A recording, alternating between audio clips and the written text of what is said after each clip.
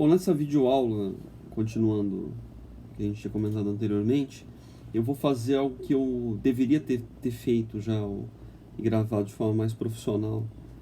Uma explicação sobre cada aula, né? Alguns alunos já me pediram isso e eu acabei não fazendo. E eu vou fazer praticamente um apanhado agora de algumas dessas aulas do meio aqui, ou do final da primeira parte, né? Eu acho que, de modo geral, assim, o livro-aula, né, esse que vocês têm aqui, ele é um tanto quanto claro, né? A ideia foi traduzir praticamente uma aula que se daria presencialmente num livro. Então, o norte foi uma linguagem clara, mais limpa e com bastante quebra de parágrafo. Essa foi a ideia, né? Talvez a gente não foi tão bem sucedido nisso, mas a ideia é se tornar uma coisa mais leve, né? E que vocês possam utilizar isso aí de forma mais clara.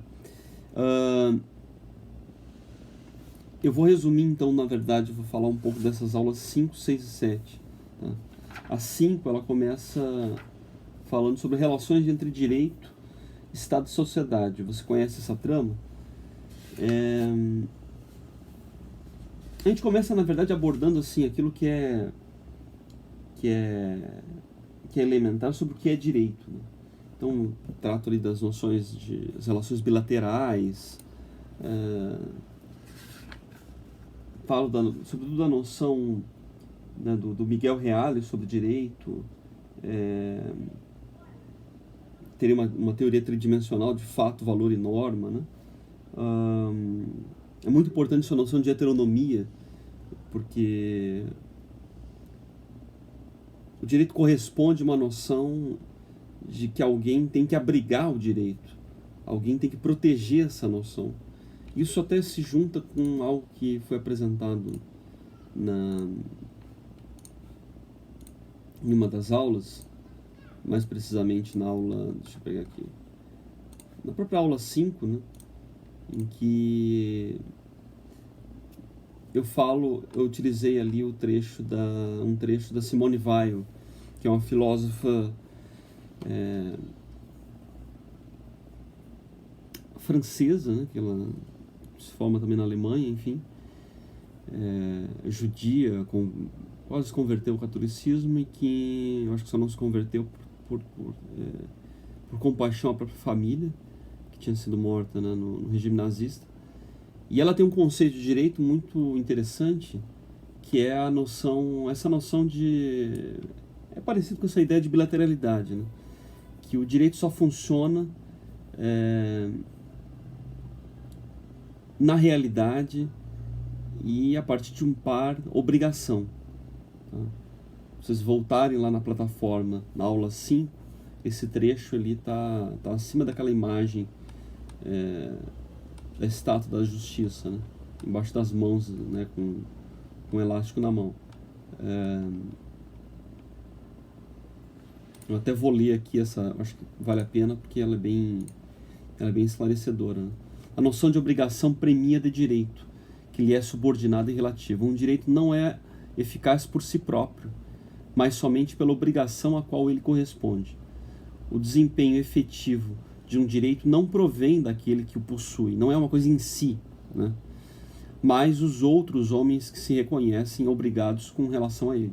A obrigação é eficaz desde que é reconhecida, ou seja, eu até em outros momentos, semestres do curso, eu fazia um exercício de analisar se o SUS equivaleria à realidade do direito à saúde tal qual estabelecido no artigo 6º dos direitos sociais da Constituição, se realmente pode ser concebido dentro da noção de direito, né, da Simone Weil. Ou seja, de que aquilo realmente é reconhecido e é efetivado, né?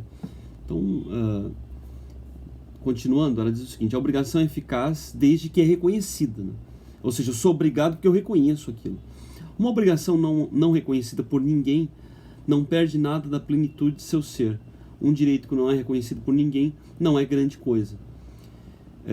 Com isso, não faz sentido dizer que os homens têm, de uma parte, direitos, de outra parte, deveres. Essas palavras apenas exprimem diferenças de opinião. Ou seja, ela observa assim, dizer que eu tenho direito por dizer é um vazio, se não tem uma correspondência com uma geração de uma obrigatoriedade do outro lado. Sua relação é do objeto e do sujeito. Um homem considerado em si mesmo tem somente deveres, entre os quais estão alguns deveres para com ele mesmo. Ou seja, a gente surge assim, de uma forma mais bruta, a gente começa a ter deveres conosco mesmo de nos sustentarmos.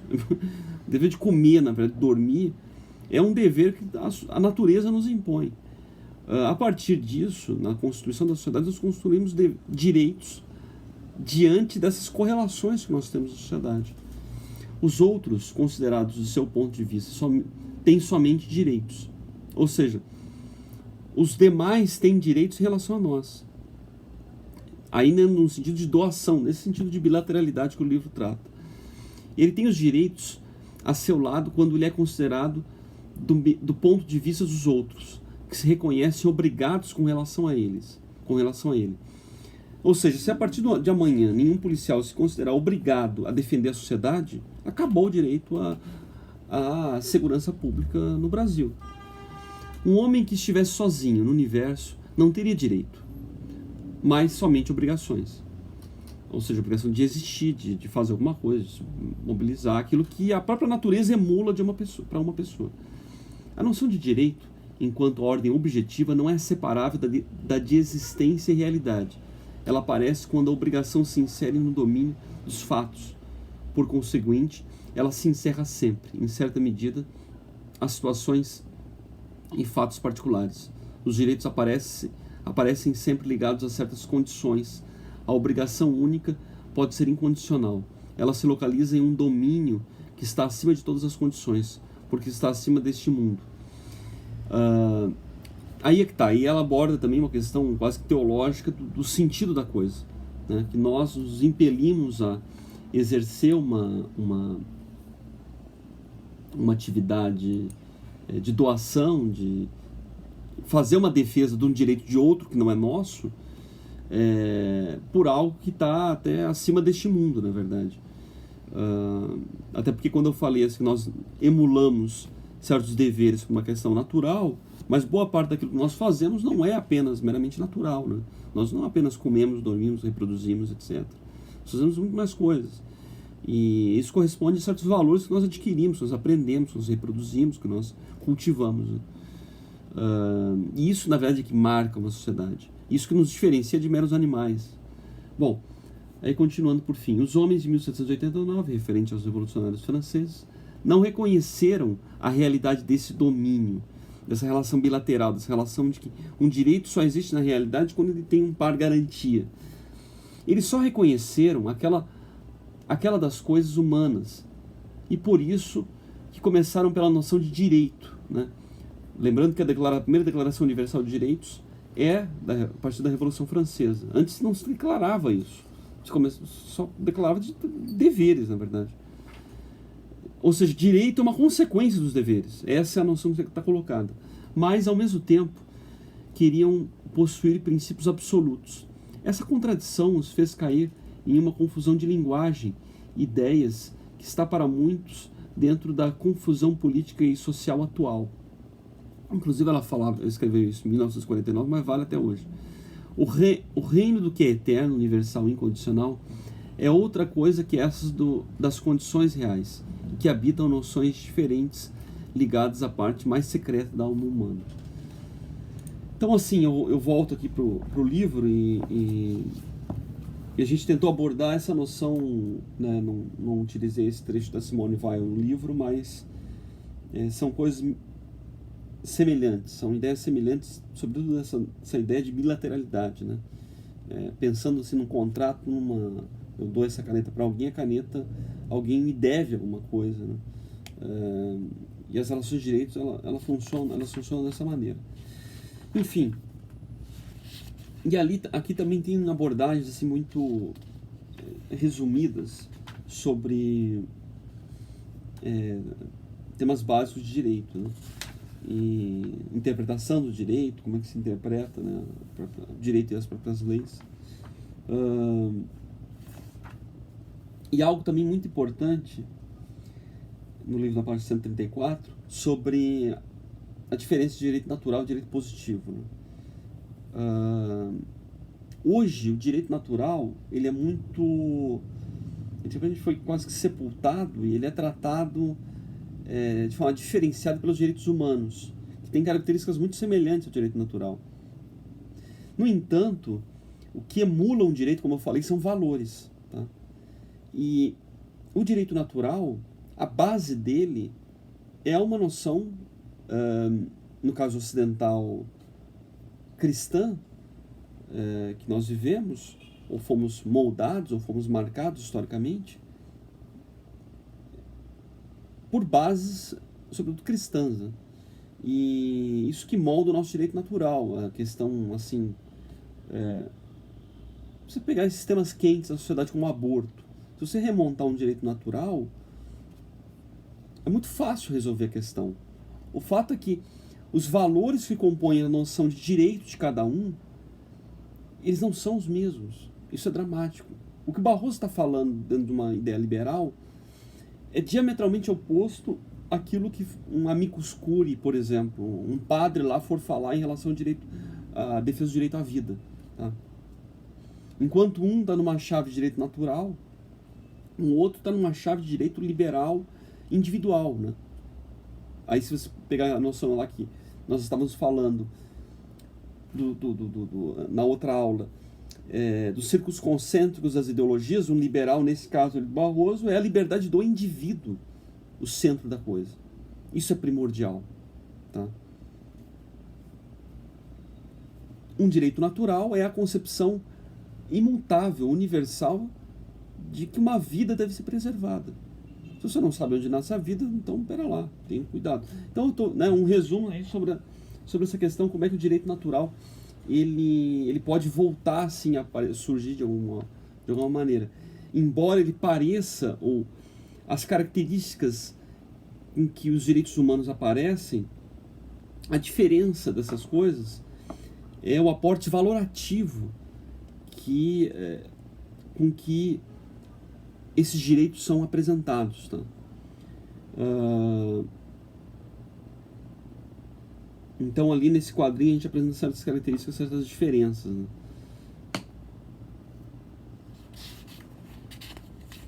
Enfim, eu acho que a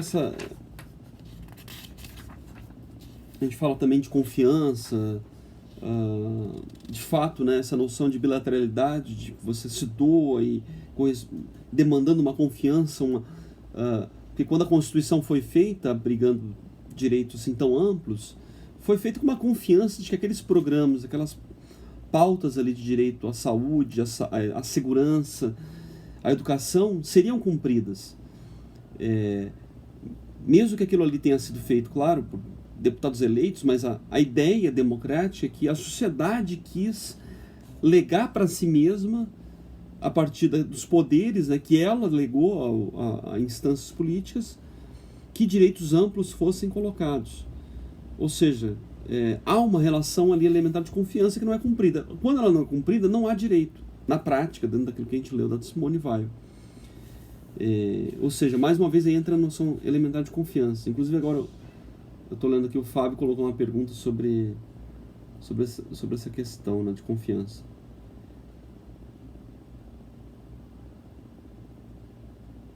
Eu vou ler, daí eu vou comentar a pergunta dele, a colocação dele. A confiança, ela deve ser conquistada pelo Estado, onde se distanciando, não dando o mínimo para garantir à sociedade uma segurança. Escolas e hospitais dignos. O Estado tenta minimizar a tamanha descrença. Está nos levando a viver isolado. Eu acho que o grande problema, nisso que tu estás colocando aí do Estado, é a hipertrofia da coisa, na verdade. Então a gente tem um pouco equilíbrio com relação a essa dimensão Estado-sociedade, né? E o que eu, mais uma vez, voltando ao caso do museu catastrófico, né? crítica à falta de verbas estatais vira um bode expiatório, entendeu? Se ancoram nisso. Valores como honra, dignidade, não aparecem. Ninguém se demitiu, ninguém pediu a rescisão, né? Entregou seu cargo. É impressionante como as coisas acontecem e as pessoas não se sentem responsáveis, não se sentem obrigadas. Porque havia uma relação de confiança que aquele reitor, aquele diretor, aquele ministro, aquele presidente fariam coisas elementares para proteger as coisas mais fundamentais. A queima daquele museu aquilo ali é um holocausto nosso. É uma morte, é um sacrifício nosso, como mais de 60 mil homicídios que acontecem no Brasil, como os mais de 117 policiais que morreram no ano passado. É sim, eu diria, comentando o que o Fábio colocou, é essa traição praticamente da vida pública brasileira, né, em uma palavra. Ou seja, a noção mínima de garantia nessas relações, a partir de uma entrega de confiança, ela não acontece. E aí é muito dramático como nós vivemos em mundo de desconfiança, que você se esconde naquilo que mais aparece útil, ou próximo, ou lucrativo. E aí a proliferação de facções, de milícias, de poderes paralelos, de eu ajeitar o meu, eu cuidar do meu, entendeu? O velho mantra, farinha pouco, meu pirão primeiro. Então cada um vai se ajeitando como dá. Isso vai gerando uma sociedade totalmente fratricida. É o que a gente encontra aí, é o que vocês se deparam todos os dias na segurança pública, a situação dramática do Rio de Janeiro, que a gente acha que é normal, e infelizmente isso emula para outros lugares, porque isso educa as outras regiões. Por isso que eu digo que se não resolver o problema do Rio de Janeiro, não resolve o problema do Brasil. Enfim, e aí a gente acha assim que também isso é normal, entendeu? Gente, é uma coisa assim, um parênteses, né? Eu morei fora um tempo e eu me deparei com uma série de pessoas que jamais na vida conheceram alguém que foi roubado, assaltado. Isso você falar com um brasileiro, com um carioca, com um fluminense, é algo quase que absurdo. Você olha ao redor assim, todo mundo que você conhece já foi roubado, assaltado, ou a casa já foi arrombada, ou o carro, ou a mãe, ou o tio, alguma coisa. Eu conheci uma série de pessoas. Você conhece alguém do seu círculo que já foi roubado, assaltado? Eu falei, pô, pior que não, nunca na minha vida. Sabe o que é você andar na rua sem uma noção de medo, como você tem aqui? A gente acha que isso aqui é um negócio do outro mundo. Não. A gente gerou isso. Se a gente voltasse, você está usando, sei lá, nos anos 50, no Rio de Janeiro, não era assim. Nos anos 60, não era assim. Tá? Talvez até entrando um pouquinho nos anos 70, não era assim. A gente acha que é normal isso. Então isso é uma coisa da total falta, aí, entrando na noção de direito, dessa bilateralidade dos direitos. Né? Perdeu-se isso. Porque começou já errado no início. Qual é o início que a gente estava falando lá do Simone Weil? Deveres. Como a gente olha aqui os deveres das instituições públicas de prezarem por os valores mais elementares. Né? Agora, o que a gente também entra em complicações, é como eu falei do caso do aborto ali, é que os valores que emulam as características, a presunção de direito das pessoas, eles são diferentes. E isso cria uma dificuldade imensa de você criar leis gerais, digamos assim. Né? De alguma maneira os americanos resolvem isso de forma mais pertinente, porque o federalismo ajuda. E poderia ser uma receita para o Brasil. Vocês sabem que lá, por exemplo, pena de morte existe um estado, não existe outro. Ou seja, reconhecendo que há um mosaico, o país é diferente, como no Brasil também, se a gente for para o Acre é um mundo, o Amapá é outro, Rio Grande do Norte é outro, Goiás é outro, Rio de Janeiro é outro, Santa Catarina é outro. Os estados no Brasil são diferentes. Embora tenha se tentado sempre homogeneizar ao máximo, eles são diferentes, e é bom que sejam diferentes.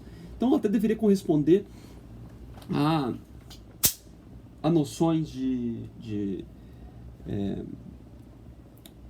leis diferentes até.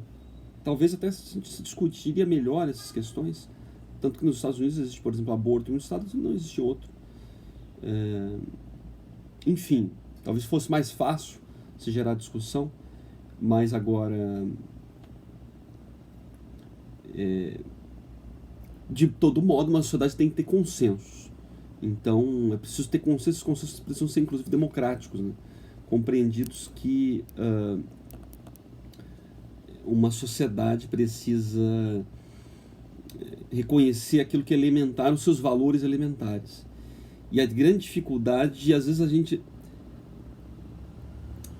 a dificuldade da sociedade muito atomizada pautar a política, é a dificuldade dela dizer isso. Olha, há coisas que nós não abrimos mão, que de forma assim, democrática inclusive, a nossa confiança não permite isso. Então, aqui a gente não precisa nem discutir, entendeu?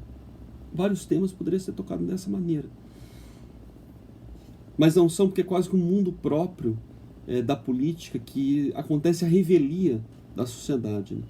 Enfim, acho que esses são todos os dramas. Assim, a gente, na verdade, se preocupa aqui nessa disciplina em trazer conceitos, é óbvio, mas também problematizar a coisa, porque realmente é assim que a gente aprende, né?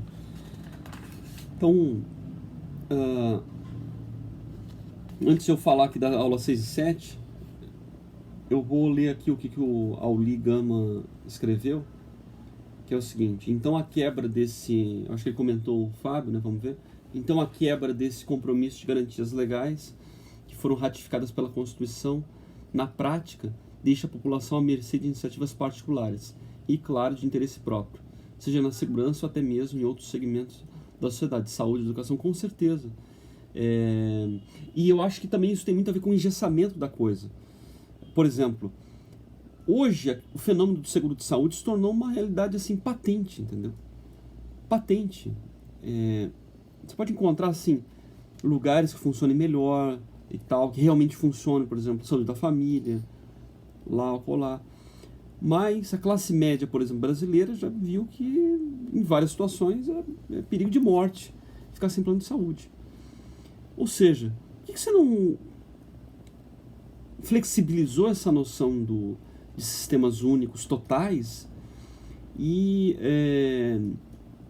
ampliou o mercado, admitiu mais regras, preparou melhor a sociedade para que conceba de forma mais clara e consciente uma relação público-privada no tratamento de saúde. Porque hoje é uma sacanagem. O fato é que não há uma relação bilateral, não há um par garantia quanto ao direito à saúde de todos, concebido na Constituição. Então, pelo que a gente leu da Simone Weil, não existe esse direito. E você procura formas particulares de adotar isso. Mas, em grande parte, essas formas de busca, de procura particular, elas são tão assim, as esquisitas, que o sujeito acha que está fazendo alguma coisa ilegal ou errada. Isso é um mal brasileiro, porque a gente hipertrofia tudo muito no Estado, né? E mesmo, eu não estou falando assim, sepultando a coisa pública, muito pelo contrário. Eu estou colocando que a gente tem uma dificuldade de encontrar coisas equilibradas, meio termo, parcerias, enfim. O Arnaldo, né, Milanes.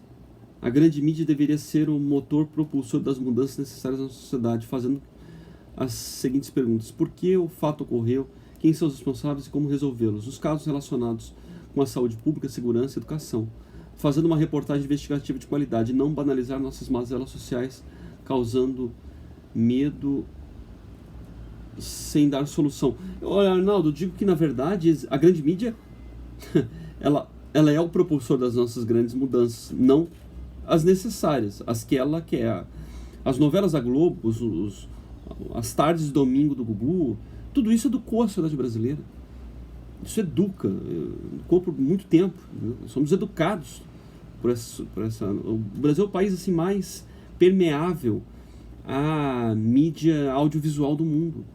Então, nós somos muito pautados por essas grandes mídias. Eu acho que até foi um alento essa coisa de internet, de rede social, de formas alternativas de buscar informação, né? Toda vez que você abre um jornal em Folha, Estadão, Globo, o Jornal do Brasil, você olha desconfiado já, entendeu? Você já olha com o pé atrás já para saber o que esses caras estão querendo. Porque claro que tem ali sempre interesses muito superiores ao de informar a coisa.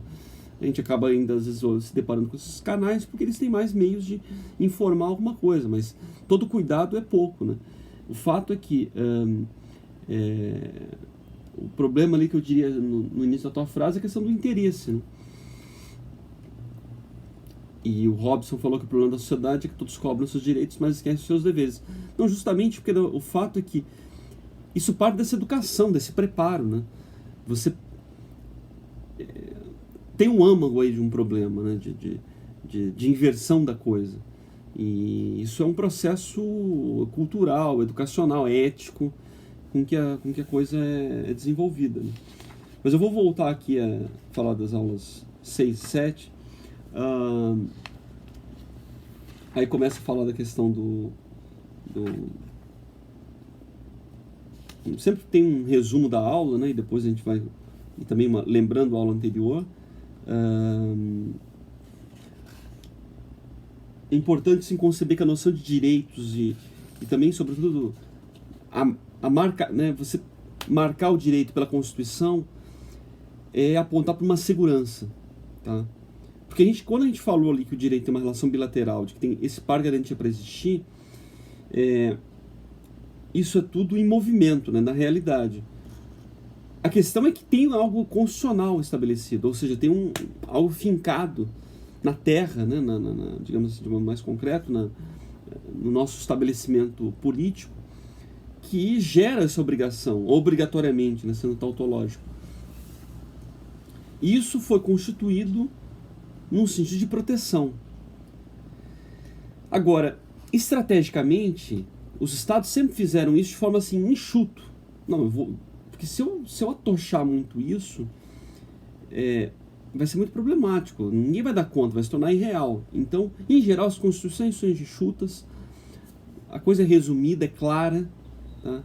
Ao passo que, na verdade, infelizmente, no Brasil, a Constituição de 88, por exemplo, e não, na verdade, não é tanto a Constituição de 88 em si, mas também ela em si, mas depois o que se fez de emaranhados legais, isso diminuiu muito essa noção de pensar aquilo que o Robson falou de deveres, de obrigações, porque nós hipertrofiamos a noção legislativa, né? A noção de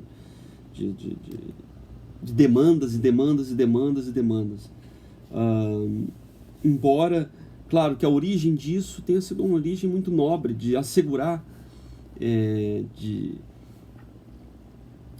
assegurar proteções contra arbítrios, contra abusos absurdos, etc. Né?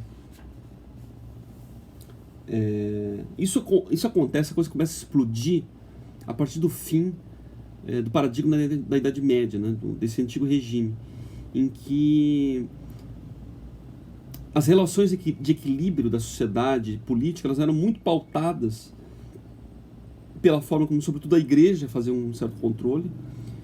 Era quase como se fosse assim, a igreja católica quase como se fosse uma ONU que funcionasse entre os estados, e não só uma ONU assim simbólica, mas ela pautasse diretamente. Mas ela não correspondia a uma coisa ideológica em si, sim a uma tensão sobrenatural, enfim. Então, para isso que se libertou a Europa dos muçulmanos e que se fez as cruzadas, etc. E constituiu esse mundo cristão que depois se espraiou para as Américas e que é o mundo que nós aprendemos as coisas elementares. Então, ao momento que essas noções éticas, morais, né, passaram a ser combalidas, né, se desgastar, inclusive internamente, por corrupções internas também da própria instituição, a gente viu, né, a ascensão dos estados, os estados vão se constituindo, e dentro de uma sistemática quase que interna de equilíbrio de poderes, isso também foi teorizado e tal, de controle, por exemplo, dos nobres em relação ao rei, né, se constituiu cartas, né, de direitos básicas, elementares, que são hoje, depois se desenvolveram nas nossas constituições. E isso inicialmente era para controlar qualquer abuso que pudesse haver a partir de um poder, né? Já que você não podia mais contar com esse elemento religioso ou político, né? Tal qual antigamente, em que a mera ação moral e simbólica de uma instituição religiosa, de um religioso, ela já conformava, ela já pautava um príncipe e etc. Isso vai se enfraquecendo e você vai precisando de marcas, de marcações para segurar limites entre poderes, inclusive. Isso depois vai se abrindo, né, dimensionalmente para as dimensões particulares também da vida, né, das relações entre as pessoas, inclusive. Então tem um rol de direitos assim, fundamentais, né?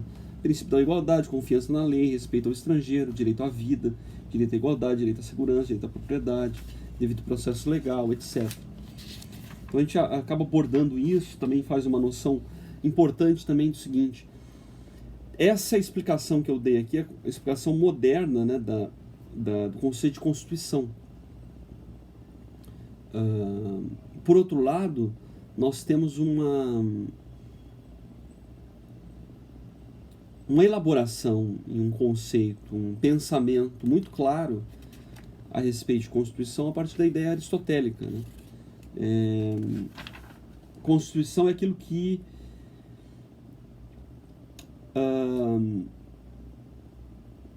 realmente constitui na prática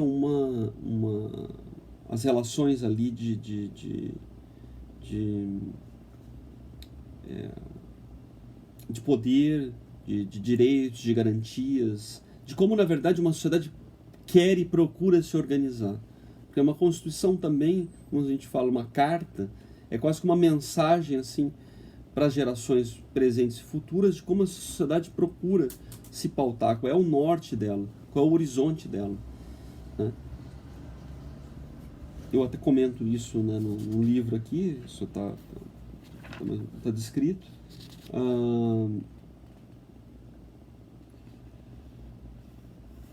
Então, na verdade, todo poder procura se legitimar a partir da Constituição estabelecida.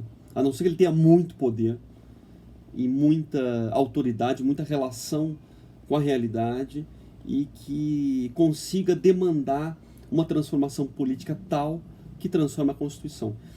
Se a gente for pensar, por exemplo, o que eu estava falando no início do Estado Novo, no Brasil, que lembrem que em 1930 teve uma revolução no Brasil, a Revolução de 30. Destituiu a República Velha. Veio uma nova classe política, Vargas se tornou presidente. Até 34 você tinha uma situação, né, não tinha, ainda vigorava a antiga Constituição, se fez uma nova Constituição em 34. Pressões políticas, temor do comunismo, prenúncio da guerra, etc. Há praticamente poderíamos dizer quase que tecnicamente um golpe de Estado. Em 37 é estabelecido o Estado Novo no Brasil. Uma nova Constituição surge, Francisco Campos é o redator dela. A amarra política feita era capaz de exercer essa prerrogativa, né? Quase que num momento de reclame em relação a... É quase um estágio de guerra, né? Numa situação de guerra, de emergência, né, em relação à guerra. Então você consegue pautar daquela maneira. Isso é um negócio raro e difícil de fazer, arriscadíssimo, né? Então você tinha que reconformar toda a sociedade naquele momento para configurá-la num outro patamar de desenvolvimento, de modernidade, e enfrentar digamos, um inimigo maior no momento ali. Eu estou fazendo a descrição, tá, de como a coisa se constituiu, que era o comunismo. Tá? Eu já vou ler já esses comentários que vocês estão colocando aqui, eu tô deixando aqui, já vou ler e comentar cada um deles. Mas o fato é que, de modo geral, tá,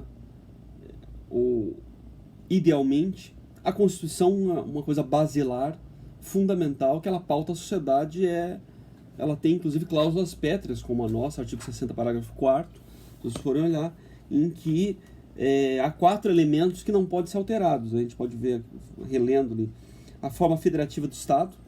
Então a gente não pode descaracterizar a forma federativa e tornar o Estado unitário. Embora, mais uma vez, a gente está numa grave crise federativa, que os estados e municípios são altamente dependentes da União, então na prática, talvez se a Simone Weil observasse, ela ia dizer, peraí, vocês não têm uma federação, entendeu? A federação de vocês é uma brincadeira. Então, na verdade, a gente deveria aplicar a Constituição. Inclusive, numa cláusula pétrea que ela não é aplicada direito. Aplicar a forma federativa. Descentralizar o poder. Né? E desconcentrar também. São coisas diferentes, descentralizar e desconcentrar. A segunda cláusula pétrea na Constituição brasileira atual. O voto direto, secreto, universal e periódico. Na demanda a respeito do voto impresso, foi demandada essa cláusula inconstitucional, de que o voto pode não ser tão secreto assim. Enfim.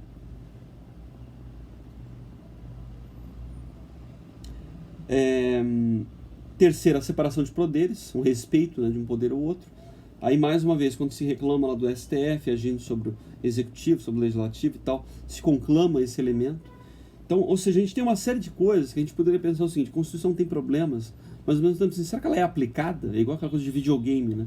Será que a gente já superou a fase, esgotou? Nem, olhando assim, o primeiro ali a gente já não esgota. Tá? Os direitos e garantias individuais. Também outra cláusula pétrea. Tá? E a gente poderia pensar, mas aí isso leva todo um estardalhaço de direitos humanos, que é totalmente discutível e tal. Mas se a gente observar assim, e as garantias de direitos fundamentais e de direitos individuais, os profissionais de segurança pública, inclusive, também não são respeitados. Então, esse é um argumento que até eu faço, né, eu converso muito com alguns amigos que reclamam em relação ao seguinte: se você pensar, há muitos elementos que não são nem aplicados nessa Constituição, quem dirá você pensar em fazer uma outra. Né? Então, exercer essa ideia de que a Constituição é um elemento básico, elementar de constituição de uma sociedade, de projeção dela, que demanda-se essa atuação a partir daquilo que a solidifica. No mais, há uma série de elementos alteráveis aí. O que você não pode mudar é aquilo ali. Então, mesmo uma Constituição super inchada como a nossa, que é altamente problemático, ainda você consegue contornar, porque você segura essas cláusulas pétreas. O que não é pétreo, por emenda constitucional, você consegue alterar. Então, ou seja, você tem um espaço aí de movimento, né? Porque nenhuma Constituição é imutável, isso é um fato, porque a sociedade muda. A sociedade americana, a Constituição americana é a mesma desde 1876, né? Não, 1776. Mas peraí. Aquela Constituição não é a mesma. Teve várias First Amendment, Second Amendment, ou seja, várias emendas que alteraram concepções fundamentais dela. E também o elemento interpretativo, que também muda. Né? É 1787 a Constituição americana. Bom, então, e depois eu acho que a aula 7, a aula 7 a 8, ela praticamente continuam, né, nessa noção de Constituição como algo que constitui, né, como algo básico de uma sociedade, como algo que cria um edifício de sociedade, algo que cria um edifício de país. Tá?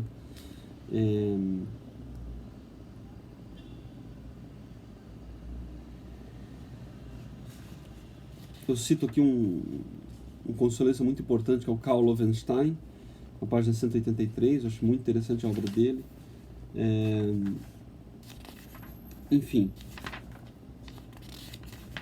acaba sendo mais curto, que também é tocado sobre a emenda constitucional, sobre o processo legislativo também, é um processo muito tortuoso, complicado, mas ele é realmente necessário, ele é feito dessa forma, para que tenha cuidado na elaboração legislativa, para que não seja uma coisa banal.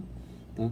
Então, assim, há o poder de de veto do Poder Executivo, o veto pode voltar, tá?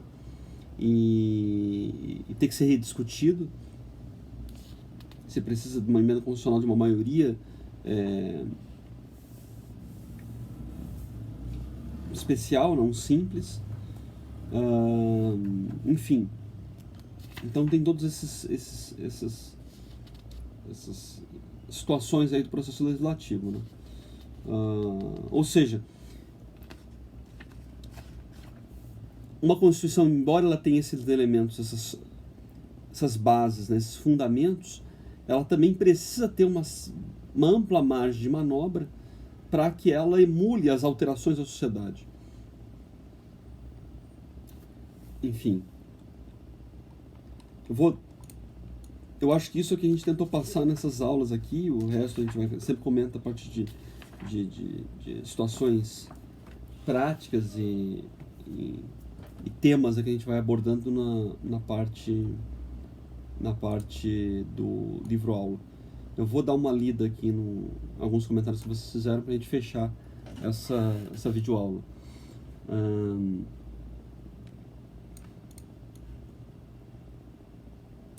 Arnaldo escreveu assim: para fazer as reformas necessárias seria ideal uma participação direta da população, uma revolução, mas os nossos líderes, como o pessoal da UNE, dos sindicatos, líderes comunitários, religiosos, foram cooptados pelos políticos corruptos por meio de cargos, mesadas, etc. Aí que tá, eu não sei em que medida uma revolução, porque a revolução ela pode exercer exatamente aquilo que a gente estava falando antes, entendeu? Manter uma tônica de direitos por direitos sem uma correlação de doação por deveres, entendeu? A gente inverteu demais a coisa e perdeu a noção de doação, de preocupação, de deveres, etc. Então, assim, há muita demanda e pouca preocupação com responsabilização, tá? Mais uma vez, voltando aí o caso do museu, né? Os caras não entregaram um cargo, entendeu? Para eles não são responsáveis.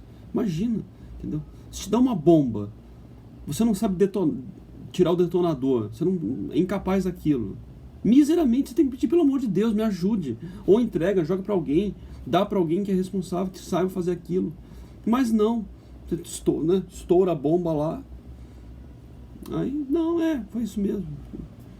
É isso que acontece em geral. Com diretores de hospitais. Obviamente, você não precisa falar da obviedade que são políticos, né? Mas eu tô falando assim, até na ponta mesmo. Tá? Pessoas que, não, fica por isso mesmo, entendeu? Não me sinto responsável por isso. Então eu acho meio complicado essa noção aí de que essa perspectiva revolucionária, tá?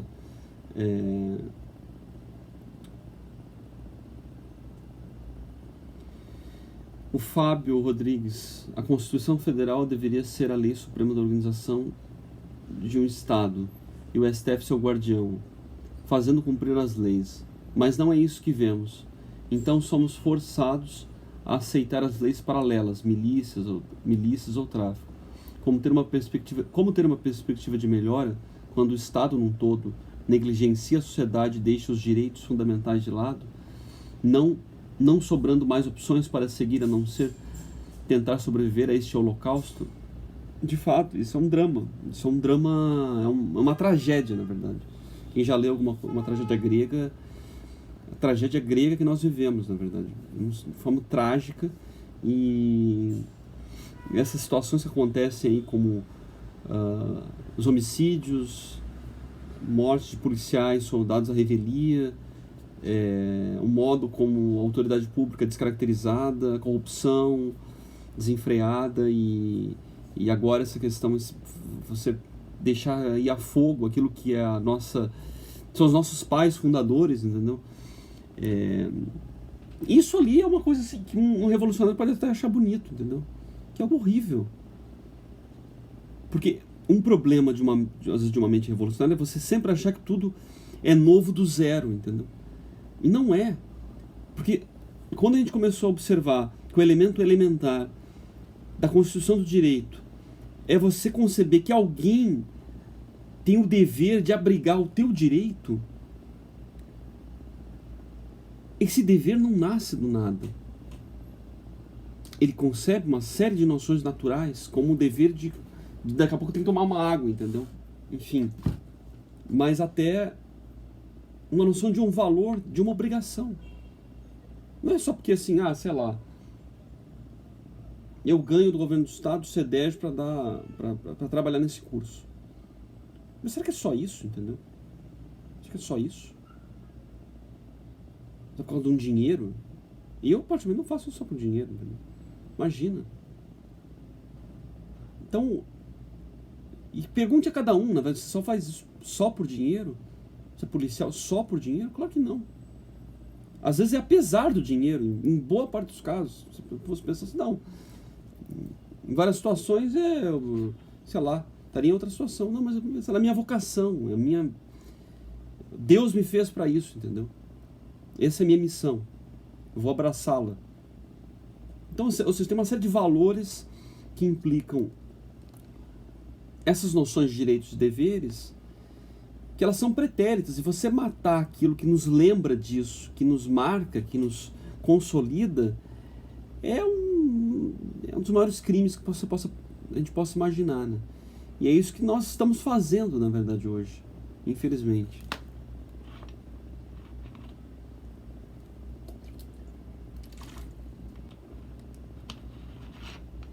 O Robson falou, as castas protegem aos amigos, tudo se permite, aos inimigos o rigor da lei. Assim era com os senhores feudais e assim é nos nossos dias. Depende. Claro que há muito, às vezes, visão idílica sobre a Idade Média, mas você teve um momento de alta proteção de um com o outro, sim. Claro que você tinha papéis diferenciados. A base da construção da sociedade, isso até você pega na teoria das almas do Platão, mas quase todas as sociedades ela se organiza em 3 esferas, de forma geral, né? Que seria no Platão, ele diferencia a teoria das almas. Mas observe como a sociedade realmente ela se constitui dessa maneira, em vários momentos, né? A parte